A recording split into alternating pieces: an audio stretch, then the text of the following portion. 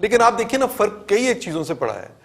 آپ جب سے یہ کشمیر کا سٹیٹس مقبوضہ کشمیر کا چینج کیا بھارت نے, تو اس کے بعد ہم نے کیا کیا ہے؟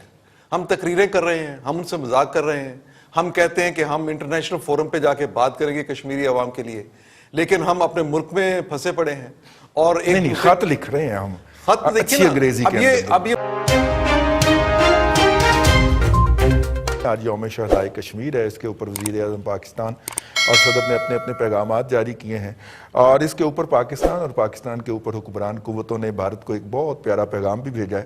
اور دفتر خارجہ کی ترجمان نے آج ہمیں بتایا ہے کہ بھارت کی طرف افغانستان سے آنے والے سامان کی جو یک طرفہ آمد و رفت ہے وہ کھولی جا رہی ہے, یعنی کہ جو افغانستان سے پھل ہیں وہ بھارت کی طرف جانے کا جو راستہ ہم نے بند کیا ہوا تھا وہ کھولا جا رہا ہے. پہلے بھی یہ پھل جاتے ہیں, لیکن جب سے کشمیر کی خصوصی حیثیت ختم کی تھی تو ہم نے بھارت کی افغانستان کی اس ایکسپورٹ کے اوپر پابندی لگا دی تھی, لیکن افغانستان کی ٹوٹل ایکسپورٹ پہ پابندی نہیں ہے. وہ وایا کراچی, ممبئی یا کسی اور سی وہ جا سکتے ہیں انڈیا, لیکن یہ براہ راست کھولنا سمبولکلی آج کے دن ہی کھولنا جبکہ یوم شہدائے کشمیر ہو, یہ کتنا بڑا پیغام ہے کشمیریوں کے لیے اور پاکستانیوں کے لیے خاص طور پہ کہ حکومت کی تبدیل ہوتی ہوئی کشمیر پالیسی کیا ہے اس کے اوپر جو ہے یہ بڑا سمبولک کرتا ہے.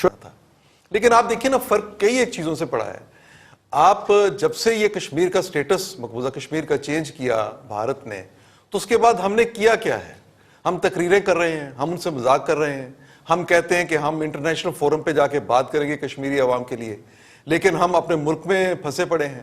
اور نہیں خط لکھ رہے ہیں ہم, خط اچھی انگریزی کے اندر. اب یہ مجھے اس خارجہ پالیسی کی یہ نہیں آج کے دور میں, یہ پھر خط بھی چھوڑیں, ٹیکسٹ کر دیا کریں, میسج کر دیا کریں کہ ایک ہم نے بیان جاری کر دیا ہے, اتنا ہی کافی ہے نا جی پھر باقی ملکوں کے وزرائے خارجہ کے لیے. اور پھر اسی وجہ سے آپ پاکستان کی خارجہ پالیسی کا حشر بھی دیکھ لیں. اسلامی ممالک کی تنظیم کے پاس جا کے آپ کو بڑی مشکل سے کشمیر پر اپنی کوئی بات منوانا پڑتی ہے, وہ بھی آپ کو کوئی مان جائے اس میں. وہ جو دوست آپ کے جو پچھلے 70 سال سے آپ کے ساتھ تھے ان کی منت آپ کرتے ہیں, اس کے بعد جا کے وہ مانتے ہیں. یو این او میں آپ کی بات سنتا کوئی نہیں ہے. 2 ملکوں کے علاوہ ٹرکی اور چائنا, ان کے علاوہ تیسرا کوئی ایسا ملک نہیں ہے. ملائیشیا بھی کر لے ساتھ, ملائیشیا وہ ٹھیک ہے اس کا ایک رہا نا, لیکن اب دیکھیں کہ اب کیا تبدیلی اس میں وہاں پہ کیا تبدیلی آتی ہے. تو یہ 2 ملکوں کے علاوہ میں سمجھتا ہوں کہ کوئی تیسرا ملک ایسا نہیں ہے وہاں پہ سلامتی کونسل میں, اقوام متحدہ میں, جو ہمیں اس طرح سے بااثر ملک جو سپورٹ کرتا ہو. باقی چھوٹے چھوٹے ممالک ہیں, ہم بھی خانہ پوری کا کام کر رہے ہیں, اور اوپر سے بھارت کے لیے اس طرح کی سہولتیں ہم دے کے تو کشمیری عوام کے واقعتاً یہ زخموں پہ نمک چھڑکنے کی بات ہے.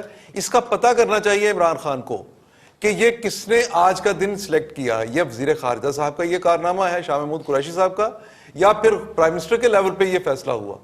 کیونکہ اتنا بڑا فیصلہ کسی چھوٹے لیول پہ تو ریزرو ہو نہیں سکتا. پرائم منسٹر کے لیول سے کم یہ بات نہیں ہو سکتی. جو بھی اس کا ذمہ دار ہے, جس نے بھی یہ احکامات دیے, جس کے کہنے پہ یہ سارا کچھ ہوا, انہیں قوم کے سامنے بتانا چاہیے کہ ہم نے کیا سوچ سمجھ کے آج کا دن جو ہے وہ رکھا تھا.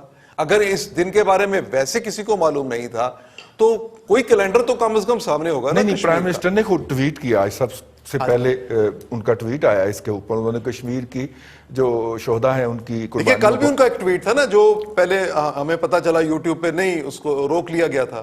تو اب ان کو تو ظاہر پتا تھا کشمیر کے بارے میں, لیکن یہ جو فیصلہ کیا گیا, بہرحال یہ ایک فیصلہ نہیں میں سمجھتا ہوں کہ بہت ساری ایسی چیزیں ہیں جن کے بارے میں حکومت جو ہے پاکستانی عوام کے سامنے ایک بالکل مختلف سین ہے. اس سے ہٹ کے کیا ہو رہا ہے, یہ جب کوئی وقت آئے گا, وقت گزر جائے گا, تو اس کے بعد پتا چلے گا کہ ہم نے مطلب اپنی پالیسی میں کب تبدیلی یہ لے کے آئے تھے.